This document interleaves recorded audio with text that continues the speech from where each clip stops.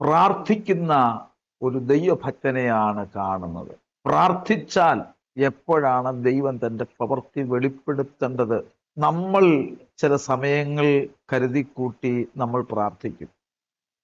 നമ്മൾ ചിന്തിക്കുന്ന സമയത്തല്ല ദൈവത്തിൻ്റെ പ്രവൃത്തി വെളിപ്പെടുത്തുന്നത്.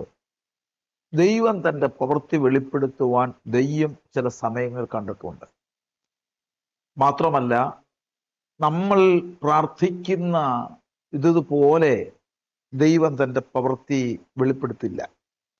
ദാനിയേൽ പ്രവചനം 6-ാം അധ്യായം നമ്മൾ പഠിക്കുമ്പോൾ കാണുന്നത് ദാര്യാവേശന്റെ ഭരണം, 120 പേര്, അവരുടെ മേൽ അധ്യക്ഷന്മാരായി 3 പേര്, അതിൽ ഒരുത്തൻ പ്രാർത്ഥിക്കുന്ന ഒരു ദൈവപൈതലാണ്. പ്രാർത്ഥിക്കുന്ന ദൈവപൈതലിനെ ഏത് പദവിയിൽ കൊണ്ടെത്തിക്കണം ദൈവത്തിന് അറിയാം.